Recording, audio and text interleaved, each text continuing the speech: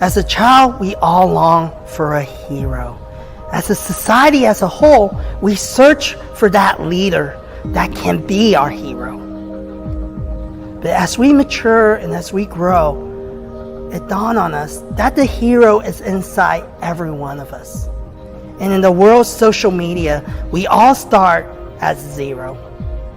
And slowly we search deep within ourselves to find who we are. And we have that moment of truth where we embrace that the hero that we've been searching for has been there all along. It is living deep inside of every one of us. And we start embracing that journey and we become that hero that we search for.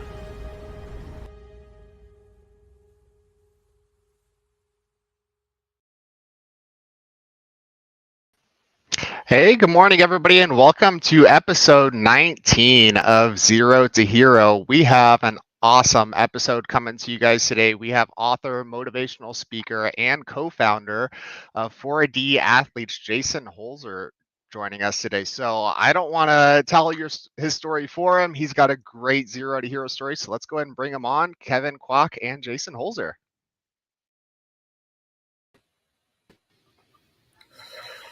Hey, Jason, good to have you on our show today. Good morning, Kevin. Thanks for having me on. It's a pleasure. Yeah, for sure. So let's start off with asking you in a few sentences, give me your elevator pitch, not about your organization, but about you. So my life mission is to create a world where anxiety, depression, and suicide no longer are relevant. And because of that, I wrote a book, started a company, that kind of thing, with the mission of people helping with their mental and emotional health and spiritual health as well, to get them feeling to find their hero within, like you talked about in the intro. That's awesome. So being Zero to Hero, when we came up with the concept of this live series, the thought is it doesn't matter if you're a kid, you're born with nothing, right? It's Zero to Hero, not just in the world of social media, but being a digital marketing agency, of course, we can sprinkle some social media in there. So please tell us a little about your social media journey. So I started, it was funny, like 2005 was when Facebook came to our college, Missouri State. And I got on and checked it out, and it was only for colleges whenever it first started off. And so it was a cool way to meet people initially. And then, as it evolved and stuff, I was like, I saw what was being put on there. I was like, man, this is kind of like, it's cool, but it's also, I'm on it too much as well. Right. Yeah. But at the same time, like, it opened some doors. You met people, you stayed in touch with people. And I was like, what if you put like positive stuff out there, right? Things that might make people feel good, because some of these results came out, like social media is hurting our mental health, that kind of thing, because of comparison trap, you name it. And so I just started trying to do the opposite. Like, what's something that if somebody read it, it can make a difference and maybe give them a positive boost to get them feeling better about themselves. So that's what I've continued to do on the social media journey, with LinkedIn, Instagram, Facebook, is just put something out there that if one person read it and it made them feel good, you know what, it was worth it. So it kind of like working on the power of one. And I think people forget too, right? I always tell people there's a few things people go social media for, right? It's either, entertainment, encouragement, or to be educated, to learn something. They want to get some value, right? And if you can stay within those realms, you're doing well with social media, because if people check, we're on the LinkedIn platform right now, right? And YouTube and different things. Think about why you go on social media. What makes it so addictive, intriguing is you do find, as much we talk about it being negative, but there's also a lot of encouraging things as well, Yeah, no, absolutely. And I've met some amazing people through LinkedIn, right? I mean, without some of these tools, you might have access to people that you never thought you have access to, right? Or you might not follow people that you would want to really learn from. Maybe it's a mentor or somebody you admire, author, or whatever, you name it, and then putting out, positive stuff or things that make you think, could be. And that's why I think it's important to know who you follow and why you follow them, right? Are they posting stuff that make you feel like, oh, I could be like that one day, or oh, like that makes me feel better about myself, or I could be similar to them in my own personal version of it. And I think that's, really important of like, narrowing down who you follow, why you follow them, and just being really intentional about being on social media, I think is also key. So, Jason, since you talk about mental health, right? I feel it's a very talk about subject right now. So, why is that? Because I think to me, I think the pandemic only heightened the need for it. I think it was already needed. It was kind of more of a taboo thing to talk about. It wasn't really brought up. But when isolation happened, people were having to only be around certain people, you name it. Like it really had us focus on like, wow, we really are a species that requires to be in the physical presence of people. Like this interview is great. I mean, it's awesome. It's a platform. But I know I feel a lot better and whenever I'm in the presence of people that I like being around, that make me feel good about myself. And it's just healthy. Like the number one thing they said that increases longevity in life is your amount of positive social friendships or relationships. And so I think mental health is being talked about a lot more is because we have so many people that are looking for something deeper, looking for something more, and they're not getting it. Right. For whatever reason, because of they're afraid to speak up. They're afraid to like share how they really feel about something. They're nervous about putting themselves out there. But what I found is when you face your fears and you really express the truth within you, people will gravitate towards that and they want to be around authenticity. They want to be around people that like have no problem sharing some of their struggles because they can relate to that, but then find solutions to help them through some of these things too. Right. It's one thing to, say that you're struggling with something. It's another thing to have to face it and work through it and have it teach you something along the way. So I love that, Jason, because it's so true, right? Authenticity is what people gravitate. And we've noticed that because we manage a lot of different marketing accounts and different things. And it's so hard a lot of times when you work with businesses for them to understand the stuff that are engaging right now on social media. It's just people being themselves. Mm-hmm. Those are the people taking off. They're sharing with you their life journey. That's what people want to hear. People don't want, like for us as a marketing agency, no one cares about 5 steps for SEO. They can find that on YouTube. Right. There's a ton of gurus that'll teach you. There's only so many ways to run SEO and AdWords. So like there's no agencies out there that are special.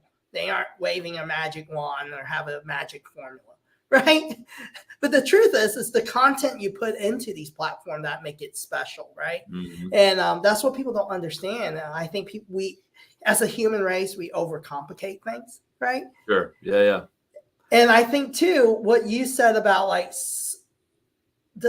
nothing can replace that relationship factor. And I noticed that during COVID, I did so much of these virtual shows and just to keep the brand alive. We did a lot of virtual things, but it's different when I can get you, Jason, to have a cup of coffee with me locally in Kansas City, right? It's just that nothing can replace that. And I think as much as we worry about AI technology, I think as humans, we just need that interaction. Yeah. Because there's nothing like somebody coming and telling you something like, hey, man, keep going. I believe in what you're doing. Hang in there. Right. And I think the key too is like building that resiliency piece of not giving up on yourself, like going for your dreams. Right. And I think like and finding out what those are. Right. Because you got to know like why you're here. All of us have a purpose. All of us have a reason why we're here. And if it's just to be a great dad, which is a phenomenal thing to do, like if it's something where like, hey, you know what, I'm going to take care of my own house because this is the most important thing for me. And you raise great children that go off and do great things. That's awesome. Or if it's the teacher like myself, or if it's, somebody like yourself that's using marketing to build out great messages, I think it's key. You got to figure out why you're here. And I think the way you do that is like, what are some of the things that have brought you to your knees? What are some of the things that like your toughest points in life? And when you learn to heal from them, you can use them and turn those burdens into blessings. And you can also do the things of like, what can I do for 5 hours that feels like 5 minutes? Yep. Right. So you merge like your passions, what you love to do with your pain points. And then that's kind of how like you develop that purpose of making life, turning that zero to hero perspective, right? You become your own hero because you feel like you're living on purpose. You wake up, you're excited about what's ahead of you. You know, obstacles are going to happen, but you plow through them anyways because you're on a mission. You know, that's, I think that's what really living it out means. Yep. I think living with intention is what I always like calling it. Being intentional, knowing your why, knowing your purpose. So this is segue to our next question, right? Every superhero has a defining moment. What is yours when it comes to life and your career? It's a great question. Defining moment. I think when I wrote my book, because of the more the not so much like the typing it out, but the mental and emotional piece of putting my heart and soul in something like that to share with, whoever would want to read it. And I wrote it with the power of like, if I share my story and one person reads it and they are, inspired by it, you name it, then it was worth it. And I healed so much from my past trauma by writing it that I didn't realize how much it actually helped me by writing my book. So I would say, and then I got it on Amazon bestseller list, right? So that was another like big personal thing for me. And then I would say the other thing is my wife and my kids. Like my family means. I'm so blessed to have such great kids and wife, and that doesn't negate like there are challenges every day, but I go to bed every night just filled with gratitude of what I've been blessed with, and from a family standpoint too. That's awesome. So what are attributes that you feel defines a hero? Courage, the ability to face fears, compassion, the ability to empathize and see people's perspective. And I would say, grit and some gutsiness, like some ability to like, go through it, never give up, keep trying. And I think that's where you can be the hero of your own journey if you have those three things of, compassion, grit, and just the ability to see other people's perspectives too. So what would you recommend for someone who's kind of stuck, right? They're having some mental battles. Where should they start, right? Because I think a lot of times when we talk about the topic of mental health, there's no real direction as where do I go, right? You hear, anxiety, depression, you go to your medical doctor. They don't really, they can't really help you that much, right? They usually, hey, here's a subscription, take some pills, you know. But what does that look like if someone's really struggling with some mental thoughts? Like, where's the help? Yep. Yeah, I think it's the inner game that we fail to work on. It's, if you think of like your mind is kind of like a garden, right? And a garden with fertile soil, and whatever you plant in there is going to grow, right? So whether you fill yourself with positivity, you surround yourself with great people, what's going to grow is like, some harvest fruit. But if you put yourself in weeds, right? If you allow weeds to grow and you don't tend the garden, you don't pull out the weeds, those negative thoughts, those feelings, and you do that by what I've done with that is like I write them down on a piece of paper, because most of the time, like we don't want to think negative thoughts. They're not actually our own. Somebody's like, either we heard it, somebody said it to us, we saw it on television, whatever. And so if you're able to like write them down, scratch them out, throw them in the trash, like literally like if you write down a negative thought, scratch it out and then crumble up and throw it in a piece of trash, like the physical act of throwing it away kind of helps you like get it out of your head, right? So at worst, just write down everything on a piece of paper. It can stay between you and the piece of paper. Crumble it up, whatever, light it on fire outside or whatever in a safe spot, obviously, so don't light your house on fire. But just something like that where if at worst case scenario, it's out of your head, it's on a piece of paper, because that's all you got to really do is just figure out a way to unleash it, to let it out, right? And then be able to replace it with something like, I believe in me. Like, I'm here for a reason. I can do this. Like, talk to yourself as opposed to listen to yourself. That's what I learned recently is like, just fill yourself with words of encouragement by talking to yourself, whether you're in the car by yourself or whatever. And eventually over time, you'll start to feel yourself like turning it around. It might not happen overnight. I don't know. There's no real timetable for it because everybody's a little bit different. But I do know this: if you keep watering the garden, the vegetables, the fruits, your mind with positivity, that's what will keep growing. No, that's so good because I never thought about the act of just writing things down and the action of just throwing it away, right? Yeah, just get like it's the physical, and it's cool because your mind, doesn't know the difference between imagination and reality. So if you just the physically like seeing it thrown away, it almost is like tells your mind like, hey, it's gone, it's not there, or it's gone, or like if it keeps coming back, write it down, throw it away again, right? So that to me, I think has really been a key piece of just using your physicality to help with your mentality. Okay, that's neat. So what got you into the whole mental health, and what made you decide to write this book? Yeah, so it goes back to my early adolescence and teenage. So when I was in middle school, I went through a significant bullying situation that like hurt my self-image, my self-worth. Like, did I value who I was because other people were saying things that I realize now weren't true. But whenever you're 12, 13, 14, like you're trying to find yourself, friends, like that kind of thing. And then when I was 17, I lost my dad to suicide. And so that was a big piece for me. That's why fatherhood's so important to me. That's why mental health is so important to me, because I've healed from it, and I had great people along the way that helped me through, people that just listened, and then eventually I was like, man, like, what do I do with this that can maybe help somebody else? And so I started sharing my story. And the more you share your story, the more you can heal from it. Like, me losing my dad to suicide never goes away, but me sharing like who he was as a person, the great things he did when he was alive, helps the healing process, right? Because I know like him dying by suicide, it wasn't that he wanted to take his own life. He wanted to end the thoughts that were in his mind.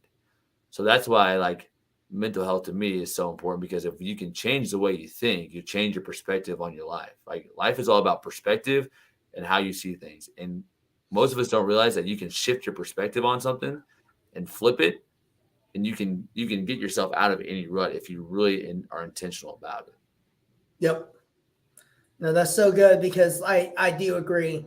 Life's all about perspective, the way we look at things, right? And as a dad, I teach my kids, I try to go, hey, look at this situation with a different lens, right? And it isn't as bad as you think it is, right? Because a lot of times, I have a 7 and 10-year-old, and they look at everything as got my toys taken away, can't play the Xbox, I can't look at the iPad, it's just this horrible life, right? Every day is like a grooming, gotta go to school, and I go, hey, Yeah. let's shift that perspective. Let's look at it different.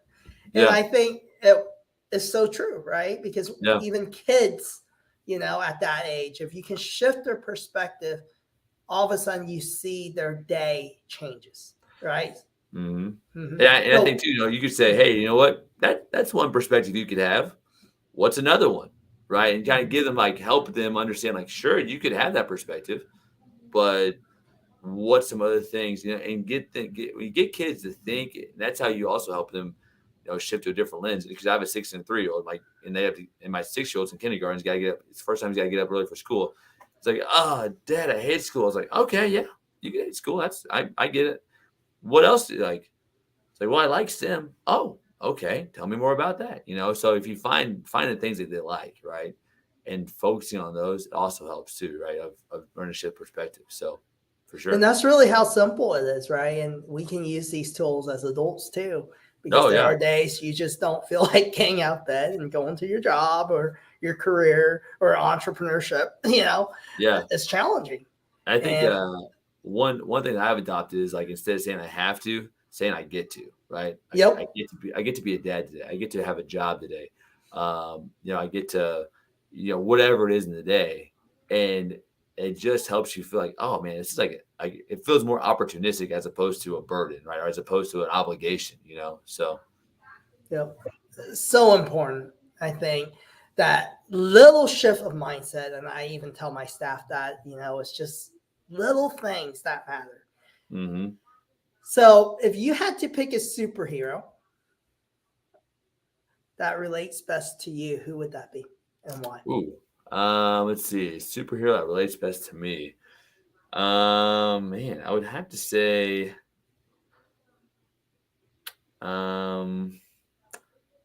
probably I'm gonna go with Spider-Man because Okay. he always, he finds a way. He's always in it for the right reasons, and like he has this ability to, just really encapsulate people, and like he sticks, like likes to climb. He's very active, that kind of thing too. Like I'm a pretty active guy, so Spider-Man because of like he works solo, but he also likes to collaborate with people as well too, and to get the job done. So I would say Spider-Man. That's awesome. And I think Spider-Man also has that inner struggle too, right? Yeah. Throughout his life. He had his own like parenting issues as well, like with his parents and that kind of stuff of like, and so yeah, I think it's kind of a cool thing of like who he becomes, right, through adversity too. So if you have one golden nugget to give to our audience, what would that be? Learn to love yourself within, because whenever you whenever you're filled with peace and satisfaction and filled with purpose, everything external works out for themselves. Like too many times we use external things to try to fill an internal void. Fill that internal void first with things like joy, excitement, faith, happiness. Then everything else externally will take care of itself. Wow. Jot that down, people. That's so good. Because I think a lot of times, even for me, I found myself as I got older, where I found the most freedom is when I started blocking out I think I live life, trying to please, no matter if it's parents or my corporate job or different things. And when I learned how to block that out and go, hey, I got to just do what's best for number one, right? And some people go, oh, well, that's selfish. No, you got to take care of number one. Yeah. And when you can't take care of yourself, it's hard to even give, Yeah. You take care of yourself so you can take care of others, right? Mm-hmm. And I think it's lacking because a lot of times we're always taught growing up like, hey, take care of other people, right? Hey, be giving. Which is true, yeah. Yep. And you can take care of other people better by, and I think self-care means like you're eating healthy, you're doing something that you love to do, a hobby or something like that, and then you share with other people as well. Like you include people too, that kind of thing, and you meditation, right, that kind of stuff, exercise. So I think it's all that so you can show up to be the best version of yourself for other people, because that's what they deserve. So if you're able to do that, then you create a healthier environment around you as well. Yep. And it doesn't mean being selfish, right? It's mean, it's you take care of yourself and love yourself, right? I always tell people, especially in the business world, a lot of people are like, hey, they work so hard, right, in their career or building a business. And my question is, hey, you can't build a business if you're sick. Yeah. Health is wealth, right? Yeah. Yep. So you have to have your health. So Jason, what's the best way for our audience to follow you? And tell us about your book too. Where can they purchase it? Yeah, my book is called Shattered by Suicide, Renewed by Resilience: How to Move Forward After Being Left Behind. It's on Amazon, Audible, and those places. And then our website is 4dathletes.com. And you can find me on Instagram. Jay Holzer's on Instagram. And then LinkedIn is just my name. And then we have a 40 Athletes page on both of those spots as well.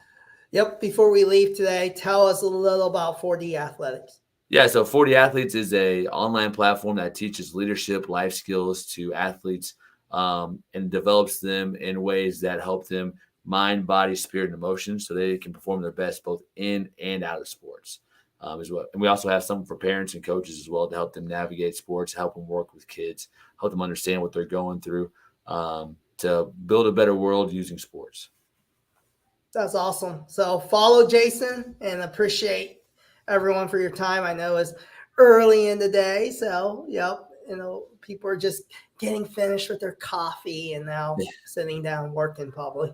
So appreciate all of you for taking your time and hopping on the show. Later.